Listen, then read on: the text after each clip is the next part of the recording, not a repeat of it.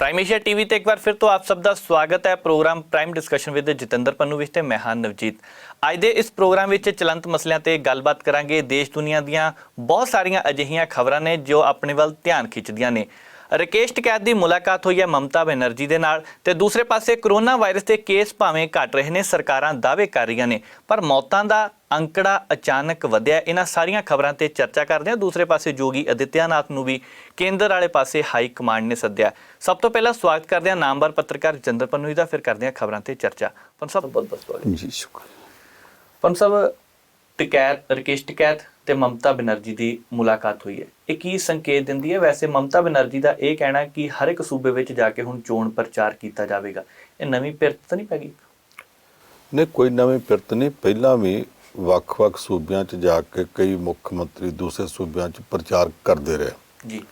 आम तौर पर अपनी पार्टी लिए प्रचार करते, पर कदे कदे दूसरिया पार्टियां भी जे किसी पासे संबंध जुड़ते हो तो जाके कर आते। इस तरह का प्रचार करने वास्ते वो भी जा सकती है, पर इस वे सवाल चोणों का नहीं गा जी। सवाल दूसरा, असी हुणे हुणे वेख्या पश्चिमी बंगाल दे विच चोणां हो के हटियां ने जी। उन्हां चोणां दे विच भारतीय जनता पार्टी ने अपना प्रचार तंत्र सारा ला के अखीरले 15 दिन प्रचार किया। भज गई दौड़ गई तो हार चुकी, एवं तुरी फिरदी तो हार गई। जी। नतीजा की निकलिया? वो अपना हल्का भावें हार गई, व्हील चेयर ते बैठ के तुरी फिरदी सी, उन्हें इहदे बावजूद पश्चिमी बंगाल दे विच भाजपा दे पैर नहीं लगन दिते। इन्हां नूं सिर्फ 77 सीटां मिलियां, बाकी पार्टियां ਉਂਝ मांजियां गईयां। वो धड़ल्लेदार लीडर के तौर पर उभरी, इन्हां वास्ते शर्मनाक स्थिति पैदा हो गई। जिहड़े लीडर भज के छालां मार के तृणमूल कांग्रेस चों निकल के इधर आए सी, हुण वापस उधर जांदे पए। पर इहदे विच कल्ला उहदा रोल नहीं, इहदे विच एक रोल है किसानां दा। दिल्ली बार्डर ते जिहड़ा किसानां दा धरना लगा सी, इन्हां ने उदों ही आख्या सी असीं 5 राज्यां च जाके चोण प्रचार करांगे जी, और गए सारियां थावां ते। आसाम विच इन्हां नूं बहुता नहीं सी कोई जाणदे, तमिलनाडु केरला पांडीचेरी उत्थे गल नहीं सी, पर बंगाल दे विच एक तां सिख बहुत ने, दूसरा बंगाल दे किसान जिहड़े आ उन्हां दा यूपी ते पंजाब दे किसानां नाल कुछ ना कुछ हद तक थोड़ा बहुत तालमेल हैगा जी। इन्हां जाके जो रैलियां कीतियां तो इन्हां रैलियां च ये आख्या कि साडे नाल आ कीता भाजपा सरकार ने, जे तुसीं चाहुंदे आ कि तुसीं बचे रहो तो नरेंद्र मोदी की पार्टी नूं वोट ना पाओ, होर भावें जिन्हों मर्जी पा दिओ, असीं तुहानूं ये नहीं कहंदे फलाने नूं पाओ, पर इहनूं वोट ना पाओ, नहीं तुसीं घट च रहोगे। लोकां ने वो गल मन्नी। इहदा नतीजा की निकलिया कि नरेंद्र मोदी के खिलाफ जेतू पोजीशन च है ही ममता बनर्जी सी। सारियां वोटां उहदी पार्टी नूं चलियां गईयां, उहदी पार्टी जित गई तो जिहड़ी नरेंद्र मोदी की पार्टी हार गई। हुण इस तो बाद ममता बनर्जी नूं भी इस गल का पता कि 10 रुपया जी। राकेश टिकैत कल्ला नहीं, इहदे नाल कुछ होर किसान लीडर भी सी, ये गए आ मिलण वास्ते ममता बनर्जी नूं। दोवें पासियों बड़ियां खुलियां विचारां होईयां। इन्हां ने आख्या ममता जी तुसीं इत्थे ना बैठो, बंगाल कल्ले तक सीमित ना रहो, हुण तुसीं बाकी भारत वास्ते टाइम कढो, सारे सूबे तुरो, एक बदल पेश किया जाए जी। बदल की गल कल जी सामने आई है वो भाजपा वास्ते चिंता वाली है, क्योंकि भाजपा वाले समझते हैं कि साडा बदल कोई नहीं, नरेंद्र मोदी का बदल कौन पेश हो सकता। ममता बनर्जी ने आख्या मैं बंगाल तक नहीं रहूँगी, बाकी थावां दे उत्ते राजनीति करनी कि नहीं करनी बाद की गल है। पहली गल कि मैं दूसरे राज्यों के मुख्य मंत्रियों नाल गल करके फोन पर उन्होंने कहूँगी कि जे किसान बचेगा तो देश बचेगा, जे किसान ना बचा देश नहीं बचना। इस करके तुसीं सारे किसानों के मुद्दे की सपोर्ट करो। नरेंद्र मोदी सरकार जो कुछ करती पई वो गलत है, तो तुसीं इहदे उत्ते स्टैंड लो। एन उस मौके जदों केंद्र का खेती मंत्री नरेंद्र तोमर मशकरियां करदा, असीं किसानां नूं गलबात दा सद्दा भी दिंदे आ, पर पहलां अड़ी छड्ड के आउण, ये साडे तो ये ना मंग करन कि किसान तिन्ने कानून रद्द करो। कानून रद्द करन दी गल छड्ड दिओ ते उदां तुसीं आके दसो इहनां च नुक्स की सोध दिंदे। जदों उत्थों दिल्ली तो इदां दा मजाक किया जा रहा होवे किसानां नाल, उदों टिकैत की मीटिंग ते ममता बनर्जी का यह कहना कि मैं किसानों के हक च सारे देश के मुख्य मंत्री नाल गल करांगी, कल्ले कल्ले नूं समझाउण दा यतन करांगी कि किसानों की समस्या की है ते नरेंद्र मोदी सरकार की गलत करती पई है। उहदे नाल जिहड़े कुछ उत्थे होया ਉਹਦੀਆਂ ਖਬਰਾਂ ਤੋਂ ਦਿੱਲੀ ਦੇ ਵਿੱਚ ਬੈਠੀ ਭਾਜਪਾ ਲੀਡਰਸ਼ਿਪ ਕੱਲ੍ਹ ਦੀ ਕਾਫੀ ਫਿਕਰਮੰਦ ਸੁਣੀਦੀ ਹੈ। ਫਿਕਰਮੰਦ ਤਾਂ ਹੈਗੀ ਆ, ਹੁਣ ਕਿ ਚੋਣਾਂ ਵੀ ਆਪਾਂ ਨੂੰ ਸਾਹਿਬ। ਅਗਲੀ ਖਬਰ ਵੱਲ ਵਧਦੇ ਹਾਂ। ਕਰੋਨਾ ਵਾਇਰਸ ਦੇ ਕੇਸ ਸਾਹਿਬ ਘੱਟ ਹੋਏ ਸੀਗੇ, ਉਸ ਤੋਂ ਬਾਅਦ ਹੁਣ ਯਕਦਮ ਮੌਤਾਂ ਦਾ ਅੰਕੜਾ ਸਾਹਮਣੇ ਆ ਗਿਆ ਤੇ ਤੇਜ਼ ਰਫ਼ਤਾਰ ਨਾਲ ਵੱਧ ਰਹੀ ਹੈ ਮੌਤਾਂ ਦੀ ਗਿਣਤੀ। ਇਹ ਕੀ ਕਾਰਨ ਹੈ? ਤੁਸੀਂ ਇਹ ਵੇਖੋ ਕਿ ਜਦੋਂ ਪਿਛਲੇ ਮਹੀਨੇ 8-9 ਮਈ ਨੂੰ ਭਾਰਤ ਵਿੱਚ ਬਹੁਤ ਮੌਤਾਂ ਹੋਈਆਂ ਸੀ ਜੀ, ਉਦੋਂ 4525 ਜਾਂ 4515 ਦੇ ਕਰੀਬ ਸੀ ਜੀ, 4500 ਤੋਂ ਵੱਧ ਸੀ। ਫਿਰ ਘਟਣ ਲੱਗ ਪਈਆਂ, ਘਟਦੀਆਂ ਗਈਆਂ। ਪਰਸੋਂ ਸ਼ਾਮ ਨੂੰ ਜਿਹੜਾ ਸਮਾਂ ਖਤਮ ਹੋਇਆ ਤੇ ਕੱਲ੍ਹ ਸਵੇਰੇ ਅੰਕੜੇ ਮਿਲੇ, ਉਹਦੇ ਮੁਤਾਬਕ ਭਾਰਤ ਵਿੱਚ ਇੱਕ ਦਿਨ 'ਚ ਸਿਰਫ 2200 ਮੌਤਾਂ ਹੋਈਆਂ, 2200 ਕੁਛ ਜੀ। ਇਹਦਾ ਮਤਲਬ 4500 ਤੋਂ ਅੱਧ ਤੋਂ ਵੀ ਥੱਲੇ ਚਲੀਆਂ ਗਈਆਂ ਤੇ ਬੜੀ ਤਸੱਲੀ ਲੋਕਾਂ ਨੂੰ ਸੀ। ਅੱਜ ਸਵੇਰੇ ਜਦੋਂ ਲੋਕ ਉੱਠੇ ਆ ਤੇ ਪਤਾ ਲੱਗਾ ਕਿ ਕੱਲ ਸ਼ਾਮ ਤੱਕ ਜਿਹੜੇ 24 ਘੰਟੇ ਸੀ ਉਹਨਾਂ 24 ਘੰਟਿਆਂ 'ਚ ਮੌਤਾਂ ਦੀ ਗਿਣਤੀ ਇੱਕਦਮ ਵੱਧ ਗਈ, 6138 ਪਹੁੰਚ ਗਈ। ਹੁਣ ਜਦੋਂ ਭਾਰਤ ਵਿੱਚ ਅੱਜ ਤੱਕ ਸਭ ਤੋਂ ਵੱਧ ਮੌਤਾਂ ਜਿਸ ਦਿਨ ਹੋਈਆਂ ਉਸ ਦਿਨ 4500 ਹੋਈਆਂ ਸੀ ਜੀ, ਘਟ ਕੇ 2200 ਰੋਜ਼ ਤੇ ਆ ਗਈਆਂ ਸੀ। ਇੱਕਦਮ 22 ਤੋਂ 3 ਗੁਣੀਆਂ ਚੱਲ ਜਾਣ ਤੇ ਜਿਹੜਾ ਸਭ ਤੋਂ ਵੱਧ ਵਾਲਾ ਅੰਕੜਾ 4500 ਦਾ, ਉਹਦੇ ਨਾਲ ਵੀ ਡਿਊੜੀਆਂ ਹੋ ਜਾਣ, ਚਿੰਤਾ ਤਾਂ ਹੋਣੀ ਹੈ। ਕੇਸ ਵਧੇ ਨਹੀਂ, ਕੇਸ ਘਟ ਰਹੇ ਨੇ, ਮੌਤਾਂ ਕਿਉਂ ਵੱਧ ਗਈਆਂ? ਇਹ ਫਿਰ ਵਿੱਚੋਂ ਘੁੰਡੀ ਇਹ ਨਿਕਲੀ ਆ ਕਿ ਉੱਥੇ ਪਟਨਾ ਜਿਹੜੀ ਬਿਹਾਰ ਦੀ ਹਾਈ ਕੋਰਟ ਹੈ, ਉਹਨਾਂ ਨੇ ਸਰਕਾਰ ਨੂੰ ਖਿੱਚਿਆ ਸੀ ਕਿ ਤੁਸੀਂ ਮੌਤਾਂ ਦੀ ਤੇ ਕੇਸਾਂ ਦੀ ਗਿਣਤੀ ਪੂਰੀ ਨਹੀਂ ਦੱਸ ਰਹੇ ਜੀ, ਇਹ ਸਾਰੀ ਗਿਣਤੀ ਦੱਸੋ। ਤੁਸੀਂ ਹੁਣ ਤੱਕ ਮੌਤਾਂ ਦੀ ਗਿਣਤੀ ਤੇ ਕੇਸਾਂ ਦੀ ਪੂਰੀ ਕਿਉਂ ਨਹੀਂ ਦੱਸ ਰਹੇ? ਉਹਨਾਂ ਨੇ ਫਿਰ ਅੱਡ-ਅੱਡ ਸੋਰਸਿਸ ਤੋਂ ਪਤਾ ਕਰਾਇਆ ਸਾਰਿਆਂ ਤੋਂ। ਜਦੋਂ ਮਜਬੂਰੀ 'ਚ ਉੱਥੇ ਰਿਪੋਰਟ ਦੇਣੀ ਪਈ ਤੇ ਹੈਰਾਨੀ ਹੁੰਦੀ ਇਸ ਗੱਲ ਦੀ ਕਿ ਇੱਕ ਦਿਨ ਪਹਿਲਾਂ 5475 ਮੌਤਾਂ ਸਨ ਬਿਹਾਰ ਦੇ ਵਿੱਚ ਜੀ। ਹੁਣ ਤੱਕ ਕੁੱਲ ਸਵਾ ਸਾਲ ਦੇ ਵਿੱਚ ਹੋਈਆਂ ਮੌਤਾਂ 5400 ਸਨ। ਰਾਤੋਂ ਰਾਤ ਵੱਧ ਕੇ 9375 ਹੋ ਗਈਆਂ। ਇਹਦਾ ਮਤਲਬ ਕਿ 3450-3500 ਨਾ 3950 ਵੋਟਾਂ ਜਿਹੜੀਆਂ ਨੇ ਮੌਤਾਂ ਸੌਰੀ ਵੋਟਾਂ ਕਹੀ ਜਾ ਰਿਹਾ ਕਿਉਂਕਿ ਅੱਜ ਕੱਲ੍ਹ ਵੋਟਾਂ ਦੀ ਗੱਲ ਚੱਲਦੀ ਹੈ ਨਾ, ਉਹ ਸਿਰ ਤੇ ਭਰ 3950 ਮੌਤਾਂ ਜਿਹੜੀਆਂ ਨੇ ਉਹ ਇੱਕੋ ਰਾਤ 'ਚ ਹੀ ਹੋ ਗਈਆਂ। ਜਦੋਂ ਪੁੱਛਿਆ ਗਿਆ ਵੀ ਇਹ ਇੱਕਦਮ ਤੁਹਾਡਾ ਅੰਕੜਾ ਇੰਨਾ ਕੁ ਵੱਧ ਗਿਆ ਕਿ 54 ਤੋਂ ਆਏ ਦੇ ਵਿੱਚ 3950 ਮੌਤਾਂ ਵਧਾ ਕੇ ਤੁਸੀਂ 9300 ਤੋਂ ਟੱਪ ਗਏ।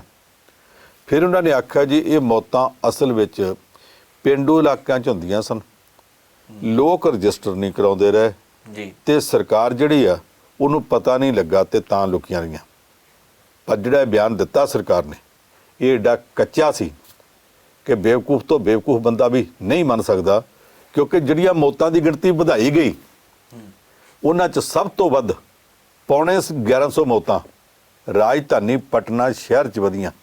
ਇਹ ਆਖਣਾ ਕਿ ਪਿੰਡਾਂ ਦੇ ਲੋਕਾਂ ਨੇ ਮੌਤਾਂ ਨਹੀਂ ਲਿਖਾਈਆਂ, ਪਿੰਡਾਂ ਦੀਆਂ ਤੇ ਅਜੇ ਵੀ ਨਹੀਂ ਲਿਖੀਆਂ ਗਈਆਂ ਹੋਣਗੀਆਂ ਜੀ, ਤੁਹਾਡੇ ਤੇ ਸ਼ਹਿਰਾਂ ਦੇ ਵਿੱਚ ਲੁਕਾਈਆਂ ਗਈਆਂ ਨੇ। ਬੇਗੂਸਰਾਏ 'ਚ 300 ਮੌਤਾਂ ਲੁਕਾਈਆਂ ਗਈਆਂ, ਮੁਜ਼ੱਫਰਪੁਰ ਦੇ ਵਿੱਚ 300 ਤੋਂ ਵੱਧ ਲੁਕਾਈਆਂ ਗਈਆਂ। ਜੇ ਨਾਲੰਦਾ ਜਿੱਥੋਂ ਜਾਰਜ ਫਰਨਾਂਡez ਜਿੱਤਦਾ ਹੁੰਦਾ ਸੀ ਜੀ, ਉੱਥੇ 200 ਤੋਂ ਵੱਧ ਲੁਕਾਈਆਂ ਗਈਆਂ। ਜੇ ਇਹਨਾਂ ਵੱਡਿਆਂ ਸ਼ਹਿਰਾਂ ਦੇ ਵਿੱਚ ਔਰ ਰਾਜ ਦੀ ਰਾਜਧਾਨੀ ਦੇ ਵਿੱਚ ਪਟਨੇ 'ਚ ਮੌਤਾਂ ਦੀ ਗਿਣਤੀ ਘਟਾ ਕੇ ਦੱਸਦੇ ਰਹੇ ਤੇ ਹੁਣ ਅਸਲੀ ਦੱਸਣੀ ਪਈ ਤੇ ਪਤਾ ਸੀ ਇਨਕੁਆਇਰੀ ਹੋਈ ਤੇ ਫਸ ਜਾਾਂਗੇ। 1150 ਮੌਤਾਂ ਜਿਹੜੀਆਂ ਨੇ ਉਹ ਇੱਕਦਮ ਜੇ ਪਟਨੇ ਦੇ ਵਿੱਚ ਨਿਕਲਾਈਆਂ ਨੇ। ਇਹਦਾ ਮਤਲਬ ਬਿਹਾਰ ਦੀ ਸਰਕਾਰ ਸੁਸ਼ਾਸਨ ਬਾਬੂ ਨਤੀਸ਼ ਕੁਮਾਰ ਉਹਦੀ ਸਰਕਾਰ ਜਿਹੜੀ ਆ ਐਡਾ ਵੱਡਾ ਝੂਠ ਬੋਲਦੀ ਪਈ ਆ ਔਰ ਅਜੇ ਵੀ ਹਾਈ ਕੋਰਟ ਨੂੰ ਸੱਚ ਨਹੀਂ ਦੱਸ ਰਹੀ। ਜੇ ਸੱਚ ਹੋਵੇ ਤੇ ਫਿਰ ਆਹ ਗੱਲਾਂ ਕਹਿ ਕੇ ਇਹ ਕਿਉਂ ਆਖੇ ਕਿ ਪਿੰਡਾਂ ਦੇ ਲੋਕਾਂ ਨੇ ਮੌਤਾਂ ਲਗਾਈਆਂ ਸੀ ਜੀ। ਔਰ ਇਹਦੇ ਨਾਲ ਜਿਹੜੀ ਏਜੰਸੀ ਨੇ ਸਾਰੀ ਰਿਪੋਰਟ ਲਿਆਂਦੀ ਹੈ ਉਹਨੇ ਇਹ ਵੀ ਕਹਿ ਦਿੱਤਾ ਕਿ ਇਹ ਤਾਂ ਇਕੱਲੇ ਬਿਹਾਰ ਦੀ ਗੱਲ ਹੈ, ਤੁਸੀਂ ਸਾਰੇ ਹਿੰਦੁਸਤਾਨ 'ਚੋਂ ਇਕੱਠਾ ਕਰ ਲਓ, ਤੁਸੀਂ ਹੈਰਾਨ ਹੋ ਜਾਓਗੇ ਕਿ ਕਿੰਨੇ ਲੋਕ ਮਰ ਗਏ ਨੇ। ਅਜੇ ਤੱਕ ਇਹ ਕਾਗਜ਼ਾਂ 'ਚ 3,60,000 ਦੇ ਥੋੜ੍ਹਾ ਜਿਹਾ ਥੱਲੇ ਦੱਸਦੇ ਨੇ, ਪਰ ਜੇ ਆਹ ਗਿਣਤੀਆਂ ਸਾਰੀਆਂ ਜੋੜ ਲਈਏ, ਜੇ ਸਾਰੇ ਹਿੰਦੁਸਤਾਨ 'ਚੋਂ ਸੱਚ ਸਾਹਮਣੇ ਲੈ ਆਂਦਾ ਜਾਵੇ ਫਿਰ 5 ਲੱਖ ਮੌਤਾਂ ਨਿਕਲਦੀਆਂ, 8 ਲੱਖ ਨਿਕਲਦੀਆਂ ਕਿ 12 ਨਿਕਲਦੀਆਂ, ਕਿ ਇਹਨੂੰ ਕੋਈ ਯਕੀਨ ਥੋੜ੍ਹਾ, ਸਿਸਟਮ ਤੇ ਭਰੋਸਾ ਹੀ ਕੋਈ ਨਹੀਂ ਲੋਕਾਂ ਦਾ ਰਹਿ ਜਾਏਗਾ। ਲੋਕੀ ਕੀ ਕਰਨਗੇ? ਤੁਹਾਨੂੰ ਇਹ ਯਾਦ ਹੋਵੇਗਾ ਕਿ ਜਦੋਂ ਮੌਤਾਂ ਦੇ ਮਾਮਲੇ 'ਚ ਭੁਲੇਖੇ ਪੈਣ ਲੱਗੇ, ਪ੍ਰਾਈਮ ਏਸ਼ੀਆ ਪਹਿਲਾ ਪ੍ਰੋਗਰਾਮ ਸੀ ਜਿਹਦੇ ਵਿੱਚ ਮੈਂ ਗੱਲ ਆਖੀ ਸੀ ਕਿ ਮੌਤਾਂ ਬਾਰੇ ਆਮ ਲੋਕਾਂ 'ਚ ਸ਼ੱਕ ਹੈ ਕਿ ਅਸਲੀ ਨਹੀਂ ਦੱਸੀਆਂ ਜਾ ਰਹੀਆਂ, ਕੇਸ ਵੀ ਅਸਲੀ ਨਹੀਂ ਦੱਸੇ ਜਾ ਰਹੇ, ਕਿਉਂਕਿ ਸਾਡੇ ਕੋਲ ਪੰਜਾਬ ਦੇ ਪਿੰਡਾਂ ਤੋਂ ਰਿਪੋਰਟਾਂ ਆਉਂਦੀਆਂ ਸੀ। ਮਗਰੋਂ ਪਤਾ ਲੱਗਾ ਪੰਜਾਬ ਨੂੰ ਛੱਡੋ, ਪ੍ਰਧਾਨ ਮੰਤਰੀ ਨਰਿੰਦਰ ਮੋਦੀ ਦੀ ਆਪਣੇ ਗੁਜਰਾਤ ਦੀ ਰਾਜਧਾਨੀ 'ਚ ਮੌਤਾਂ ਲਗਾਈਆਂ ਜਾ ਰਹੀਆਂ ਨੇ। ਜੇ ਦੇਸ਼ ਦੇ ਪ੍ਰਧਾਨ ਮੰਤਰੀ ਦੇ ਮੰਜੀ ਥੱਲੇ ਝੂਠ ਬੋਲਿਆ ਜਾ ਰਿਹਾ ਤੇ ਬਾਕੀ ਅਸੀਂ ਸਾਰੇ ਦੇਸ਼ 'ਚ ਸੱਚ ਦੀ ਆਸ ਕਿੱਦਾਂ ਰੱਖ ਸਕਦੇ? ਪਰ ਸਭ ਗੱਲ ਸਹੀ ਹੈ, ਪਹਿਲਾਂ ਗੁਜਰਾਤ ਤੋਂ ਹੁਣ ਬਿਹਾਰ, ਕੱਲ ਮੱਧ ਪ੍ਰਦੇਸ਼, ਹੋਰ ਵੀ ਸੂਬੇ ਤੋਂ ਇਹ ਤੋਂ ਪਹਿਲਾਂ ਯੂਪੀ ਦੀ ਗੱਲ ਆ ਚੁੱਕੀ ਆ, ਯੂਪੀ ਦੀ ਵੀ ਆ ਇੰਨੀਆਂ ਚੁੱਕੀ ਥਾਵਾਂ ਦੀ। ਅੰਸ਼ੁਲ ਛਤਰਪਤੀ ਨੇ ਪੰਜਾਬ ਹਰਿਆਣਾ ਹਾਈ ਕੋਰਟ ਦਾ ਹੁਣ ਰੁਖ ਕੀਤਾ ਹੈ ਤੇ ਜਿਹੜੇ ਚੀਫ ਜਸਟਿਸ ਆ ਉਹਨਾਂ ਨੂੰ ਇੱਕ ਪੱਤਰ ਲਿਖਿਆ, ਇਹਦਾ ਕਾਰਨ ਕੀ ਆ? ਦੇਖੋ, ਅੰਸ਼ੁਲ ਛਤਰਪਤੀ ਬਹਾਦਰ ਬਾਪ ਦਾ ਬਹਾਦਰ ਪੁੱਤ ਜੀ। ਇਹਦੇ ਬਾਪ ਨੇ ਸਮੁੰਦਰ 'ਚ ਰਹਿ ਕੇ ਮਗਰਮੱਛ ਨਾਲ ਵੈਰ ਪਾਇਆ ਜੀ, ਆਪਣੀ ਜਾਨ ਖਤਰੇ 'ਚ ਪਾਈ। ਉਹਦਾ ਕਤਲ ਕਰਾਇਆ ਉਸ ਬੰਦੇ ਨੇ ਜਿਹਦੇ ਕੋਲ ਮੁੱਖ ਮੰਤਰੀਆਂ ਤੇ ਮੰਤਰੀਆਂ ਦੀ ਨਹੀਂ, ਪ੍ਰਧਾਨ ਮੰਤਰੀ ਤੱਕ ਦੀ ਵੀ ਸਵਾਰੀ ਕਦੇ ਕਦੇ ਆ ਜਾਂਦੀ ਸੀ। ਉਹ ਸਾਹਮਣੇ ਆ ਕੇ ਤੇ ਉਹ ਸਾਧ ਦੇ ਅੱਗੇ ਗੋਡਿਆਂ ਭਰਨੇ ਹੁੰਦੇ ਸਨ, ਮੱਥੇ ਟੇਕਦੇ ਸਨ, ਲੰਮੇ ਪੈ ਪੈ ਕੇ ਮੱਥੇ ਟੇਕਦੇ ਸਨ। ਉਹਦੇ ਸਾਹਮਣੇ ਖਲੋ ਕੇ ਆਖਣਾ ਕਿ ਇਸ ਡੇਰੇ 'ਚ ਆਹ ਕੂੜ ਕਪੱਤ ਹੁੰਦਾ ਤੇ ਆਹ ਗੰਦ ਘੋਲਿਆ ਜਾ ਰਿਹਾ। ਛਤਰਪਤੀ ਨੇ ਉਹ ਸੱਚ ਲਿਖਿਆ ਸੀ, ਉਹ ਸੱਚ ਬਦਲੇ ਉਹਨੂੰ ਆਪਣੀ ਜਾਨ ਦੇਣੀ ਪਈ ਜੀ। ਉਦੋਂ ਬਾਅਦ ਕਿੰਨੇ ਸਾਲਾਂ ਤੱਕ ਉਸ ਪਰਿਵਾਰ ਨੇ ਦੁੱਖ ਹੰਢਾਇਆ। ਇਹ ਪਰਿਵਾਰ ਇਕੱਲਾ ਲੜਦਾ ਰਿਹਾ ਜਾਂ CBI ਦੇ ਕੁਝ ਅਫਸਰ ਸਨ ਜ਼ਮੀਰ ਵਾਲੇ ਜਿਨ੍ਹਾਂ ਨੇ ਲੜਾਈ ਲੜੀ ਤੇ ਕੁਝ ਸਾਧਵੀਆਂ ਸਨ ਜਿਨ੍ਹਾਂ ਨੇ ਸੱਚ ਤੇ ਪਹਿਰਾ ਦਿੱਤਾ ਜੀ। ਬਾਕੀ ਇਹ ਸਾਰਾ ਹਿੰਦੁਸਤਾਨ ਕਰੋੜਾਂ ਲੋਕ ਨੇ, ਕਿਸੇ ਨੇ ਉਹਨਾਂ ਦਾ ਸਾਥ ਦਿੱਤਾ? ਕੋਈ ਉਹਨਾਂ ਦਾ ਸਾਥ ਨਹੀਂ ਦੇ ਸਕਿਆ। ਇਹਦੇ ਬਾਵਜੂਦ ਉਹ ਸਿਰੜ ਨਾਲ ਲੱਗੇ ਰਹੇ ਤੇ ਉਹਨੂੰ ਸਾਧ ਨੂੰ ਉੱਥੋਂ ਤੱਕ ਪਹੁੰਚਾਇਆ ਜਿਹਨੂੰ ਰੋਹਤਕ ਦੀ ਸੁਨਾਰੀਆ ਜੇਲ੍ਹ ਕਹਿੰਦੇ ਆ ਜੀ। ਹੁਣ ਅੱਜ ਕੀ ਆ, ਉਹ ਸਾਧ ਨੂੰ ਮੁੜ ਮੁੜ ਕੇ ਬਾਹਰ ਲਿਆਂਦਾ ਜਾ ਰਿਹਾ, ਆਨੇ ਬਾਨੇ ਉਡਾਰੀਆਂ ਲਵਾਈਆਂ ਜਾ ਰਹੀਆਂ ਉਹਦੀਆਂ ਜੀ। ਇਹਦੇ ਉੱਤੇ ਉਸ ਪਰਿਵਾਰ ਨੂੰ ਦੁੱਖ ਹੈ। ਉਹਨਾਂ ਨੇ ਆਖਿਆ ਜੀ ਇਸ ਸਾਧ ਦੇ ਨਾਲ ਇੱਕ ਕੇਸ ਦੇ ਵਿੱਚ ਇਹਦਾ ਜਿਹੜਾ ਸਹਿ ਦੋਸ਼ੀ ਹੈ ਨਾਲ ਸਾਥੀ ਦੋਸ਼ੀ ਹੈ, ਉਹਨੇ ਪਰੋਲ ਮੰਗੀ ਮਜਬੂਰੀ ਦੱਸ ਕੇ, ਉਹਨੂੰ ਤਾਂ ਪਰੋਲ ਅਦਾਲਤ ਨੇ ਦਿੱਤੀ ਨਹੀਂ ਤੇ ਇਹ 4 ਵਾਰੀ ਆ ਗਿਆ ਇਸ ਕਰਕੇ ਕਿ VIP ਹੈ। ਇੱਕ VIP ਨਹੀਂਗਾ, ਇੱਕ ਕਾਤਲ ਹੈ। ਇੱਕ ਕਤਲ ਸਾਬਤ ਹੋ ਚੁੱਕਾ ਜੀ, ਦੂਸਰੇ ਕਤਲ ਦਾ ਕੇਸ ਚੱਲਦਾ। ਇਹ ਬਲਾਤਕਾਰੀ ਹੈ, 2 ਔਰਤਾਂ ਨਾਲ ਬਲਾਤਕਾਰ ਦਾ ਕੇਸ ਸਾਬਤ ਹੋ ਚੁੱਕਾ ਜੀ। ਅਜੇ ਤਾਂ ਇਹਨੇ ਆਪਣੇ ਡੇਰੇ ਜਿਹੜੇ ਚੇਲੇ ਸੀ ਉਹਨਾਂ ਦੇ ਆਪਰੇਸ਼ਨ ਕਰਾ ਕੇ ਉਹਨਾਂ ਨੂੰ ਨਪੁੰਸਕ ਕੀਤਾ ਸੀ ਕਿ ਸਾਧਵੀਆਂ ਤੇ ਡਿਊਟੀ ਲਾਉਣੀ ਆ ਤੇ ਉੱਥੇ ਇਹ ਕੋਈ ਪੁੱਠਾ ਕੰਮ ਨਾ ਕਰਨ, ਉਹ ਮੇਰੇ ਵਾਸਤੇ ਨੇ। ਇਹ ਜਿਹੜਾ ਕੰਮ ਸੀ, ਇਹ ਜਿਹੜਾ ਬਲਾਤਕਾਰੀ ਸਾਧ ਹੈ, ਕਾਤਲ ਹੈ, ਉਹਨੂੰ ਵਾਰ-ਵਾਰ ਜੇ ਉੱਥੋਂ ਹਰਿਆਣੇ ਦੀ ਸਰਕਾਰ ਪਰੋਲਾਂ ਦਿੰਦੀ ਹੈ, ਅੱਗੇ ਕਦੇ ਇਹਦੇ ਕਾਤਲ ਨੂੰ ਇਦਾਂ ਪਰੋਲ ਦੇ ਕੇ VIP ਟ੍ਰੀਟਮੈਂਟ ਦਿੱਤਾ ਗਿਆ ਕਿ ਉਹ ਜਿੱਥੇ ਜਾਵੇ ਉਹਦੇ ਅੱਗੇ ਪਿੱਛੇ 40 50 60 ਗੱਡੀਆਂ ਦਾ ਕਾਫਲਾ ਜਾਵੇ, ਉਹ ਜਿੱਥੇ ਜਾਵੇ ਇੱਕ DSP ਤੇ ਕਿੰਨੇ ਸਾਰੇ ਹੋਰ ਪੁਲਿਸ ਵਾਲਿਆਂ ਦੀਆਂ ਡਿਊਟੀਆਂ ਲੱਗ ਜਾਣ, ਉਹ ਜਿਹੜੇ ਹਸਪਤਾਲ 'ਚ ਜਾਵੇ ਉੱਥੇ VVIP ਮਹਾਰਾਜਾ ਵਾਂਗ ਰਵੇ, ਫਿਰ ਵਿੱਚੋਂ ਬਾਹਰੋਂ ਉਹਨੂੰ ਉਹਦੇ ਪ੍ਰਾਈਵੇਟ ਫਾਰਮ ਹਾਊਸ ਤੇ ਲਿਜਾਇਆ ਜਾਵੇ ਜੀ। ਅੰਸ਼ੁਲ ਛਤਰਪਤੀ ਨੇ ਹਾਈ ਕੋਰਟ ਦੇ ਚੀਫ ਜਸਟਿਸ ਨੂੰ ਚਿੱਠੀ ਲਿਖੀ ਹੈ ਔਰ ਇਹ ਲਿਖਣੀ ਵੀ ਚਾਹੀਦੀ ਆ। ਉਹ ਇਸ ਕਰਕੇ ਕਿ ਆਖਿਰਕਾਰ ਇਹਦੇ ਕੋਲ ਜਦੋਂ ਹਨੀਪ੍ਰੀਤ ਨੂੰ ਵੀ ਭੇਜਤਾ, ਉਹਨੂੰ ਜਾਂਦਿਆਂ ਸਰ ਅਟੈਂਡੈਂਟ ਦਾ ਪਾਸ ਵੀ ਮਿਲ ਗਿਆ ਜੀ। ਉੱਥੇ ਜਿਹੜਾ ਸਿਕਿਉਰਿਟੀ ਆਫੀਸਰ ਹੈ DSP, ਉਹਨੇ ਇਤਰਾਜ਼ ਕੀਤਾ। ਉਹ ਕਹਿੰਦਾ ਤੁਹਾਨੂੰ ਪਤਾ ਇਹ ਕਾਤਲ ਹੈ, ਇਹਨੂੰ ਸਜ਼ਾ ਹੋਈ ਹੈ। ਔਰ ਜਿਹੜੀ ਹਨੀਪ੍ਰੀਤ ਹੈ ਉਹ ਪੰਚਕੂਲੇ ਦੀ ਹਿੰਸਾ ਦੀ ਦੋਸ਼ੀ ਹੈ, ਉਸ ਹਿੰਸਾ ਦੀ ਜਿਸ 'ਚ 29 ਲੋਕ ਇੱਥੇ ਮਰੇ ਸਨ ਤੇ 12 ਸਿਰਸੇ 'ਚ ਮਰੇ ਸਨ, ਤੇ ਤੁਸੀਂ ਇਹਨਾਂ ਦੋਵਾਂ ਨੂੰ ਇਕੱਠੇ ਕਰਦੇ ਪਏ। ਇਹਦਾ ਅਟੈਂਡੈਂਟ ਦਾ ਪਾਸ ਬਣਾ ਕੇ ਉਹਨੂੰ ਉੱਥੇ ਰੱਖ ਕੇ VIP ਟ੍ਰੀਟਮੈਂਟ। ਜੇ ਇਹ ਕੱਲ ਨੂੰ ਦੋਵੇਂ ਜਣੇ ਹਸਪਤਾਲ 'ਚੋਂ ਫਰਾਰ ਹੋ ਗਏ ਤੇ ਤੁਹਾਡਾ ਬਾਪੂ ਲੱਭ ਕੇ ਲਿਆਊਗਾ, ਇਹਦਾ ਜ਼ਿੰਮੇਵਾਰ ਕੌਣ ਹੋਵੇਗਾ? ਕੇਸ ਕਿਤੇ ਬਣਾਉਣਾ, ਤੁਸੀਂ ਇਹਨਾਂ ਨੂੰ ਪਾਸ ਕਿੱਦਾਂ ਬਣਾਤਾ? ਔਰ ਹਸਪਤਾਲ ਬੜੇ ਆਪਣੇ ਤੌਰ ਤੇ ਪਾਸ ਨਹੀਂ ਬਣਾ ਸਕਦੇ, ਉਹਨਾਂ ਨੂੰ ਸਰਕਾਰ ਦਰਬਾਰ 'ਚੋਂ ਕਿਸੇ ਨੇ ਦਬਾਅ ਪਾ ਕੇ ਆਖਿਆ ਕਿ ਤੁਸੀਂ ਪਾਸ ਬਣਾ ਕੇ ਦਿਓ ਇਸ ਕੁੜੀ ਦਾ। ਇਹ ਬੁੱਢਾ ਇਸ ਵੇਲੇ ਇਹੋ ਜਿਹੇ ਹਾਲਾਤ ਦੇ ਵਿੱਚ ਵੀ ਇਦਾਂ ਦੇ ਪੁੱਠੇ ਕੰਮਾਂ ਦੀਆਂ ਸੋਚਾਂ ਰੱਖੀ ਬੈਠਾ। ਉਸ ਕੁੜੀ ਦਾ ਪਾਸ ਉਹਨੇ ਬਣਾਇਆ ਉੱਥੇ। ਉਹ ਡੇਰੇ ਦੀ ਜਿਹੜੇ ਸੱਚੇ ਸੌਦੇ ਦੇ ਉਹਨਾਂ ਦਾ ਪ੍ਰੈਸ ਬਿਆਨ ਆਇਆ, ਮੈਂ ਪੜ੍ਹਿਆ, ਉਹਨਾਂ ਨੇ ਪਰਦਾ ਢੱਕਣ ਵਾਸਤੇ ਕਹਿਤਾ ਕਿ ਡੇਰੇ ਦੇ ਵਿੱਚ ਵੱਲੋਂ ਬਾਬਾ ਜੀ ਦਾ ਪੁੱਤਰ, ਬਾਬਾ ਜੀ ਦੀ ਧੀ, ਉਹਨਾਂ ਦੋਵਾਂ ਦੇ ਨਾਂ ਲਿਖ ਕੇ ਤੀਜੇ ਨੰਬਰ ਤੇ ਨਾਂ ਲਿਖਿਆ ਹਨੀਪ੍ਰੀਤ, ਇਹ ਬਾਬਾ ਜੀ ਦੀ ਸੇਵਾ ਕਰਦੇ ਆ, ਗੁਰੂ ਪਿਤਾ ਜੀ ਦੀ ਜੋ ਕੁਝ ਵੀ ਉਹ ਲਿਖਦੇ ਆਪਣਾ ਲਿਖੀ ਜਾਣ। ਪਰ ਸਵਾਲ ਇਹ ਹੈ ਕਿ ਉਹ ਹਸਪਤਾਲ ਵਾਲਿਆਂ ਨੂੰ VIP ਟ੍ਰੀਟਮੈਂਟ ਕਿੱਦਾਂ ਦਿੱਤਾ? ਹਰਿਆਣੇ ਦੀ ਸਰਕਾਰ ਇੱਕ ਕਾਤਲ ਨੂੰ, ਬਲਾਤਕਾਰੀਆਂ ਨੂੰ VIP ਟ੍ਰੀਟਮੈਂਟ ਕਿੱਦਾਂ ਦੇ ਰਹੀ ਹੈ? ਇਹ ਸਵਾਲ ਬਹੁਤ ਵੱਡਾ ਜਿਹਦੇ ਉੱਤੇ ਅੰਸ਼ੁਲ ਛਤਰਪਤੀ ਲੜਦਾ ਪਿਆ। ਔਰ ਜਿੰਨੇ ਵੀ ਦੇਸ਼ ਦੇ ਜ਼ਮੀਰ ਵਾਲੇ ਲੋਕ ਹੈ, ਜਿਹੜੇ ਲੋਕ ਇਨਸਾਫ ਪਸੰਦ ਨੇ, ਉਹ ਸਾਰੇ ਦੇ ਸਾਰੇ ਸਮਝਦੇ ਆ ਕਿ ਉਹ ਇਨਸਾਫ ਮਿਲਣਾ ਚਾਹੀਦਾ ਇਸ ਪਰਿਵਾਰ ਨੂੰ ਔਰ ਉਹ ਸਾਧ ਦੇ ਖਿਲਾਫ ਕਾਰਵਾਈ ਹੋਣੀ ਚਾਹੀਦੀ। ਬਲਕਿ ਜਿਨ੍ਹਾਂ ਨੇ ਉਹਨੂੰ ਇਹੋ ਜਿਹੀਆਂ ਪਰੋਲਾਂ ਦਵਾਈਆਂ ਨੇ ਜਿਨ੍ਹਾਂ ਨੇ VIP ਟ੍ਰੀਟਮੈਂਟ ਦਿੱਤਾ, ਜਿਹੜੇ ਹਸਪਤਾਲ ਦੇ ਵਿੱਚ ਵੀ ਇੰਨਾ ਖਿਆਲ ਰੱਖਦੇ ਆ, ਕਾਰਵਾਈ ਉਹਨਾਂ ਦੇ ਖਿਲਾਫ ਵੀ ਹੋਣੀ ਚਾਹੀਦੀ ਹੈ ਤਾਂ ਕਿ ਅੱਗੇ ਤੋਂ ਕੋਈ ਹੋਰ ਇਸ ਤਰ੍ਹਾਂ ਦਾ ਗਲਤ ਕੰਮ ਕਰਨ ਦੀ ਜੁਰਤ ਨਾ ਕਰ ਸਕੇ। ਪਰ ਸਾਹਿਬ ਇੱਕ ਗੱਲ ਹੋਰ ਹੈ ਕਿ ਜਾਲ ਤਾਂ ਸਰਕਾਰ ਨੇ ਸਿੱਟ ਲਿਆ ਸੀਗਾ, ਪਰ ਨਾ ਮੱਛੀਆਂ ਫਸਦੀਆਂ ਨਾ ਮਗਰਮੱਛ, ਕਿਉਂਕਿ ਜਾਲ ਤਾਂ ਹੁਣ ਪਾਟ ਗਿਆ ਹੈ ਉੱਦਾਂ ਹੀ ਨਾ ਰਾਜਨੀਤੀ ਅੱਗੇ। ਚੋਣਾਂ ਦੇ ਉੱਪਰ ਇਸ ਚੀਜ਼ ਦਾ ਅਸਰ ਪੈ ਸਕਦਾ। ਸਰਕਾਰ ਹੁਣ ਫਿਰ ਸਿਆਸਤ ਦੇ ਤੌਰ ਤੇ ਇਹਨਾਂ ਸਾਰੀਆਂ ਚੀਜ਼ਾਂ ਨੂੰ ਦੇਖਦੀ ਹੈ, ਬਾਰ ਕੱਢਣਾ, ਅੰਦਰ ਭੇਜਣਾ, ਕੁਝ ਵੀ ਹੋ ਸਕਦਾ। ਭਾਜਪਾ ਜਦੋਂ ਦਿੱਲੀ ਤੋਂ ਇਹ ਕਹਿੰਦੀ ਹੈ ਕਿ ਅਸੀਂ ਇਹੋ ਜਿਹੀਆਂ ਚਾਬੀਆਂ ਮਰੋੜਾਂਗੇ ਕਿ ਅਗਲੀ ਵਾਰੀ ਪੰਜਾਬ 'ਚ ਸਾਡੀ ਸਰਕਾਰ ਬਣੇਗੀ, ਜੀ ਚਾਬੀਆਂ ਕੀ ਮਰੋੜਨਗੇ? ਪੰਜਾਬ ਦੇ ਲੋਕ ਤੇ ਕਿਸਾਨੀ ਮੁੱਦੇ ਦਾ ਕਰਕੇ ਭਾਜਪਾ ਵਾਲਿਆਂ ਨੂੰ ਘਰਾਂ 'ਚ ਨਹੀਂ ਬਣਨ ਦਿੰਦੇ। ਇੱਕ ਝਾਕ ਆ ਕਿ ਮਾਲਵੇ ਦੇ ਵਿੱਚ 35-36 ਸੀਟਾਂ ਤੇ ਉਸ ਬਾਬੇ ਦਾ ਅਸਰ ਹੁੰਦਾ ਸੀ ਹੁਣ ਤਾਂ ਨਹੀਂ ਹੈਗਾ ਜੀ। ਹੁਣ ਹੈਗਾ ਕਿ ਨਹੀਂ ਹੈਗਾ? ਇਹੋ ਜਿਹੇ ਹਾਲਾਤ 'ਚ ਕਿੰਨੇ ਕੁ ਲੋਕ ਹੈ ਜਿਹੜੇ ਬਾਬੇ ਦੇ ਪੱਖ 'ਚ ਵੋਟਾਂ ਪਾਉਣ ਵਾਸਤੇ ਆਉਣਗੇ, ਉਹਦੇ ਪੱਕੇ ਭਗਤ ਆ ਜਾਣਗੇ। ਉਹਨਾਂ ਦੇ ਆਸਰੇ BJP ਕਿੰਨੀਆਂ ਸੀਟਾਂ ਜਿੱਤ ਜਾਏਗੀ? ਉਹਨਾਂ ਸੀਟਾਂ ਦੇ ਵਿੱਚੋਂ ਜਿਨ੍ਹਾਂ ਨੇ ਇਹਦੀ ਖਾਤਰ ਇੰਨੀ ਬੇਇੱਜ਼ਤੀ ਕਰਾਈ ਹੈ ਤੇ ਬੇਅਦਬੀ ਕਾਂਡ ਜਿਹੜੀ ਪਾਰਟੀ ਫਸੀ ਫਿਰਦੀ ਹੈ, ਉਹਨਾਂ ਨੇ ਵੀ ਹਿੱਸਾ ਬਣਾਉਣਾ। ਕਈ ਹੋਰ ਵੀ ਹੈ ਦੂਜੀਆਂ ਪਾਰਟੀਆਂ 'ਚ। ਭਾਜਪਾ ਜੇ ਇਹ ਆਸ ਰੱਖਦੀ ਹੈ ਕਿ ਇਸ ਕਿਸ਼ਤੀ 'ਚ ਬਹਿ ਕੇ ਤੇ ਉਹ ਦਰਿਆ ਪਾਰ ਕਰ ਜਾਏਗੀ ਤੇ ਉਹਦੀ ਬੇਵਕੂਫੀ ਹੈ। ਭਾਜਪਾ ਦੀ ਤੁਸੀਂ ਗੱਲ ਕੀਤੀ ਹੈ, ਇੱਧਰ ਬਾਬਾ ਤੇ ਉੱਧਰ ਯੋਗੀ ਆਦਿੱਤਿਆਨਾਥ ਨੂੰ ਵੀ ਦਿੱਲੀ ਅੱਜ ਹਾਈ ਕਮਾਂਡ ਨੇ ਸੱਦ ਲਿਆ, ਇਹਦਾ ਕੀ ਕਾਰਨ ਹੋ ਸਕਦਾ? ਯੋਗੀ ਆਦਿੱਤਿਆਨਾਥ ਇਕੱਲਾ ਨਹੀਂ, ਭਾਜਪਾ ਦੇ ਕਈਆਂ ਸੂਬਿਆਂ ਦੇ ਵਿੱਚ ਪਾਟਕ ਪਿਆ ਫਿਰਦਾ ਜੀ। ਮੱਧ ਪ੍ਰਦੇਸ਼ ਦੇ ਵਿੱਚ ਇੱਕ ਬਾਈ ਇਲੈਕਸ਼ਨ ਹਾਰ ਗਏ ਨੇ। ਕੇਂਦਰੀ ਮੰਤਰੀ ਪ੍ਰਹਲਾਦ ਪਟੇਲ ਤੇ ਸ਼ਿਵਰਾਜ ਚੌਹਾਨ ਜਿਹੜਾ ਮੁੱਖ ਮੰਤਰੀ, ਉਹਨਾਂ ਦੋਵਾਂ ਦੇ ਸਿੰਘ ਫਸੇ ਫਿਰਦੇ ਨੇ।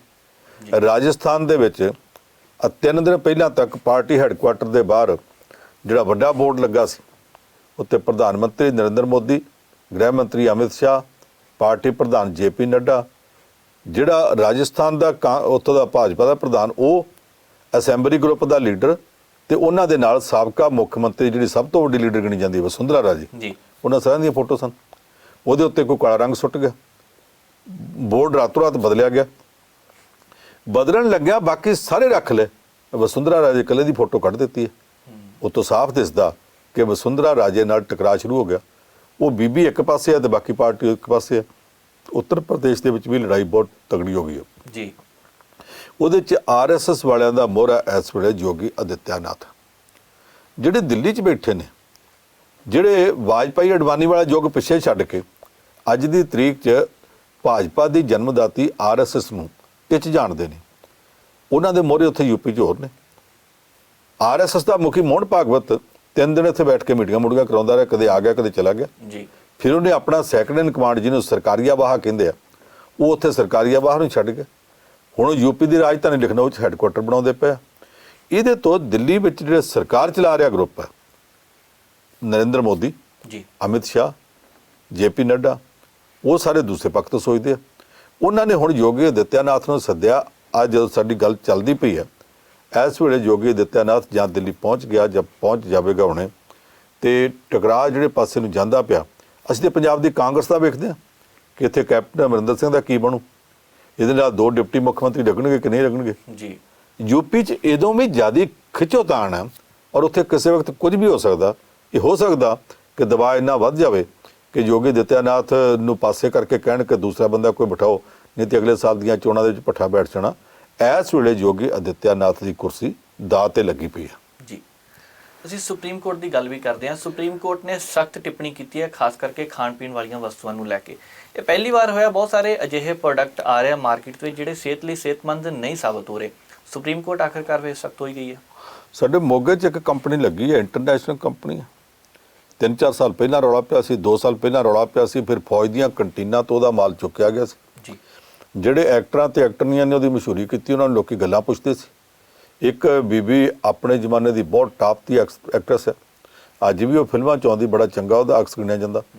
ਉਹਨੂੰ ਪੁੱਛਿਆ ਗਿਆ ਕਿ ਤੂੰ ਇਸ ਕੰਪਨੀ ਦੇ ਨੂਡਲਸ ਜਿਹੜੀਆਂ ਉਹਨਾਂ ਦੀ ਬਹੁਤ ਮਸ਼ਹੂਰੀ ਕਰਦੀ ਸੀ, ਤੈਨੂੰ ਪਤਾ ਸੀ ਇਹ ਚੰਗੇ ਆ ਕਿ ਮਾੜੇ ਆ? ਕਹਿੰਦੀ ਸੱਚੀ ਪੁੱਛੋ, ਮੈਂ ਕੰਪਨੀ ਦੀ ਖਾਤਰ ਐਡ ਕਰਦੀ ਸੀ, ਆਪ ਤੇ ਮੈਂ ਅੱਜ ਤੱਕ ਕਦੇ ਖਾ ਕੇ ਨਹੀਂ ਵੇਖੇ, ਤੇ ਜੇ ਖਾ ਕੇ ਨਹੀਂ ਵੇਖੇ ਤੇ ਲੋਕਾਂ ਨੂੰ ਕਾਹਦੇ ਲਈ ਕਹਿੰਦੀ ਸੀ? ਕੱਲ੍ਹ ਜਦੋਂ ਉੱਥੇ ਸੁਪਰੀਮ ਕੋਰਟ 'ਚ ਕੇਸ ਆਇਆ, ਸੁਪਰੀਮ ਕੋਰਟ ਦੇ ਜੱਜ ਸਾਹਿਬਾਨ ਨੇ ਦੋਸ਼ੀਆਂ ਦੇ ਵਕੀਲ ਨੂੰ ਸਿੱਧਾ ਪੁੱਛਿਆ, ਤੁਸੀਂ ਇਹਨਾਂ ਦੀ ਪੈਰਵੀ ਕਰਨ ਆ ਗਏ ਹੋ, ਤੁਸੀਂ ਇਹ ਦੱਸੋ ਕਿ ਗੰਦ ਪਿਲ ਮਿਲਾਵਟ ਕਰਕੇ ਜੇ ਤੁਹਾਨੂੰ ਖਾਣ ਲਈ ਕਿਹਾ ਜਾਵੇ, ਵਕੀਲ ਸਾਹਿਬ ਤੁਸੀਂ ਖਾ ਲਓਗੇ ਜੀ? ਹੁਣ ਵਕੀਲ ਕੀ ਜਵਾਬ ਦੇਵੇ? ਇਹ ਸਵਾਲ ਹੀ ਏਡਾ ਟੇਢਾ ਸੀ ਜਿਹਦਾ ਜਵਾਬ ਉਹ ਨਹੀਂ ਦੇ ਸਕਦਾ। ਇਹੀ ਸਵਾਲ ਅੱਜ ਬਾਕੀ ਥਾਵਾਂ ਤੇ ਪੁੱਛਿਆ ਜਾ ਰਿਹਾ। ਇਸ ਕੰਪਨੀ ਦੇ ਮਾਲ ਵਿੱਚ ਨੁਕਸ ਹੈ, ਕੱਲਾ ਨੁਕਸ ਨਹੀਂ, ਅਖਬਾਰਾਂ ਦੀਆਂ ਖਬਰਾਂ ਇਹ ਕਹਿੰਦੀਆਂ ਕਿ ਕੰਪਨੀ ਨੇ ਆਪ ਮੰਨ ਲਿਆ ਕਿ ਸਾਡਾ ਇੰਨੇ % ਮਾਲ ਜਿਹੜਾ ਉਹ ਸਟੈਂਡਰਡ ਤੇ ਪੂਰਾ ਨਹੀਂ ਉਤਰਿਆ, ਇਹਦੇ ਵਿੱਚ ਆਹ ਨੁਕਸ ਨਿਕਲਿਆ। ਜੇ ਕੰਪਨੀ ਆਪ ਮੰਨਦੀ ਹੈ ਸਾਡੇ 'ਚ ਨੁਕਸ ਹੈ ਤੇ ਕੀ ਭਾਰਤ ਸਰਕਾਰ ਅਜੇ ਤੱਕ ਇਸ ਗੱਲ ਨੂੰ ਉਡੀਕਦੀ ਪਈ ਹੈ ਕਿ ਕੁਝ ਮੌਤਾਂ ਹੋ ਜਾਣ ਤੇ ਫਿਰ ਆਪਾਂ ਬੰਦ ਕਰਾਵਾਂਗੇ? ਜਿੱਥੇ ਕਿਤੇ ਇਹ ਚੀਜ਼ਾਂ ਹੁੰਦੀਆਂ ਨੇ, ਇਹ ਸਾਰਾ ਕੁਝ ਅੱਖਾਂ ਸਾਹਮਣੇ ਹੁੰਦਾ ਵੇਖ ਕੇ ਵੀ ਭਾਰਤ ਸਰਕਾਰ ਤੇ ਇਹਦੇ ਵੱਖ-ਵੱਖ ਮਹਿਕਮੇ ਜਿਹੜੇ ਆ ਉਹ ਚੈੱਕ ਕਿਉਂ ਨਹੀਂ ਕਰਦੇ? ਇਹ ਲੋਕੀ ਜਾਂਦੇ ਆ ਕੰਜ਼ਿਊਮਰ ਕੋਰਟਾਂ 'ਚ ਕਿ ਦੇਖੋ ਜੀ ਫਲਾਣੀ ਚੀਜ਼ FSSAI ਜਿਹੜਾ ਫੂਡ ਸੇਫਟੀ ਸਟੈਂਡਰਡਸ ਇੰਸਟੀਟਿਊਸ਼ਨ ਹੈ, ਉਹ ਜਿਹੜਾ ਉਹਦੇ ਮੋਹਰ ਲਾ ਕੇ ਤੇ ਆ ਗੰਦ ਵੇਚਿਆ ਜਾ ਰਿਹਾ। ਕੰਜ਼ਿਊਮਰ ਕੋਰਟਾਂ ਟੈਸਟ ਆਉਂਦੀਆਂ ਨੇ, ਪਰ ਪਹਿਲਾਂ ਭਾਰਤ ਸਰਕਾਰ ਤੇ ਇਹਦੇ ਆਪਣੇ ਅਦਾਰੇ ਕਿਉਂ ਨਹੀਂ ਚੈੱਕ ਕਰਦੇ? ਆ ਦਵਾਈਆਂ ਦੇ ਮਾਮਲੇ 'ਚ ਕਿੰਨਾ ਘਾਲਾ ਮਾਲਾ ਹੁੰਦਾ ਰਿਹਾ। ਜਦੋਂ ਲੋਕਾਂ ਰੌਲਾ ਪਾਇਆ ਫਿਰ ਭਾਰਤ ਸਰਕਾਰ ਵੀ ਜਾਗ ਪਈ, ਪਰ ਜਦ ਤੱਕ ਲੋਕ ਨਹੀਂ ਜਾਗੇ, ਲੋਕਾਂ ਨੇ ਰੌਲਾ ਨਹੀਂ ਪਾਇਆ, ਭਾਰਤ ਸਰਕਾਰ ਨੇ ਪਰਵਾਹ ਨਹੀਂ ਕੀਤੀ। ਹਰ ਮਾਮਲੇ ਦੇ ਵਿੱਚ ਸਰਕਾਰ ਉਦੋਂ ਕਿਉਂ ਜਾਗਦੀ ਹੈ ਜਦੋਂ ਲੋਕੀ ਪਿੱਟ ਸਿਆਪਾ ਕਰਨ ਲੱਗ ਪੈਂਦੇ ਆ, ਜਦੋਂ ਮਸਲਾ ਇੰਨਾ ਵਿਗੜ ਜਾਂਦਾ ਕਿ ਫਿਰ ਉਹਨੂੰ ਸੰਭਾਲਿਆ ਨਹੀਂ ਜਾ ਸਕਦਾ। ਇਸ ਵੇਲੇ ਵੀ ਆ ਮਿਲਾਵਟ ਵਾਲੇ ਮੁੱਦੇ ਦੇ ਉੱਤੇ ਔਰ ਖਾਸ ਕਰਕੇ ਇੱਕ ਅੰਤਰਰਾਸ਼ਟਰੀ ਕੰਪਨੀ ਦੇ ਸਵਾਲ ਤੇ ਜੋ ਕੁਝ ਸੁਪਰੀਮ ਕੋਰਟ ਨੇ ਆਖਿਆ, ਇਹ ਤੋਂ ਬਾਅਦ ਸਰਕਾਰ ਨੂੰ ਅਕਲ ਨੂੰ ਹੱਥ ਮਾਰਨਾ ਚਾਹੀਦਾ। ਪਰ ਸਾਹਿਬ ਇੱਕ ਗੱਲ ਹੋਰ ਹੈ ਕਿ ਬਹੁਤ ਸਾਰੇ ਖਿਡਾਰੀ ਹੈ ਜਿਹੜੇ ਜਿੱਦਾਂ ਮਸ਼ਹੂਰੀਆਂ ਦਿੰਦੇ ਆ, ਤੁਸੀਂ ਗੱਲ ਕੀਤੀ ਹੈ, ਉਹ ਜੂਏ ਦੀ ਗੱਲ ਕਰਦੇ ਆ ਆਪਾਂ, ਉਹ ਅੱਜ ਕੱਲ੍ਹ ਆਨਲਾਈਨ ਚੱਲ ਪਿਆ, ਉਹਨਾਂ ਦੀਆਂ ਮਸ਼ਹੂਰੀਆਂ ਦੇਣ ਲੱਗ ਪਏ ਆ। ਕੁਝ ਖਾਣ ਪੀਣ ਵਾਲੀਆਂ ਚੀਜ਼ਾਂ, ਹੀਰੋ ਐਕਟਰ ਮਸ਼ਹੂਰੀਆਂ ਦੇਣ ਲੱਗ ਪਏ ਆ। ਇਹ ਗਲਤ ਹੋ ਰਿਹਾ ਸਾਰਾ ਕੁਝ। ਮੈਨੂੰ ਲੱਗਦਾ ਜੇ ਸੁਪਰੀਮ ਕੋਰਟ ਨੇ ਟਿੱਪਣੀ ਕੀਤੀ ਆ ਤੇ ਠੀਕ ਹੀ ਕੀਤੀ ਆ। ਫਿਰ ਇਹ ਇਹਨਾਂ ਦੇ ਐਕਟਰਨੀਆਂ ਦੀ ਨਿੱਜੀ ਲਾਈਫ ਜੇ ਗਿਣਨੀ ਆ ਨਾ, ਸੁਸ਼ਾਂਤ ਸਿੰਘ ਰਾਜਪੂਤ ਦਾ ਕੇਸ ਪੜ੍ਹ ਲਓ, ਉਹ 'ਚੋਂ ਪਤਾ ਲੱਗ ਜਾਂਦਾ ਤੇ ਆਪ ਕਿਹੜੀ ਕਰਤੂਤ ਦੇ ਮਾਲਕ ਹੈ। ਸਾਰੇ ਨਹੀਂ ਪਰ ਬਹੁਤ ਸਾਰੇ ਇਹਨਾਂ 'ਚ ਉਹ। ਬਹੁਤ ਬਹੁਤ ਧੰਨਵਾਦ ਪੰਸੋ ਖਬਰਾਂ ਦੀ ਚਰਚਾ ਕਰਨ ਲਈ। ਸੋ ਪ੍ਰੋਗਰਾਮ ਨੂੰ ਹੁਣ ਇੱਥੇ ਸਮਾਪਤ ਕਰਦੇ ਹਾਂ। ਮੈਨੂੰ ਨਵਜੀਤ ਨੂੰ ਦਿਓ ਇਜਾਜ਼ਤ। ਦੇਖਦੇ ਰਹੋ ਪ੍ਰਾਈਮ ਏਸ਼ੀਆ TV, ਤੁਹਾਡਾ ਆਪਣਾ, ਤੁਹਾਡੇ ਲਈ।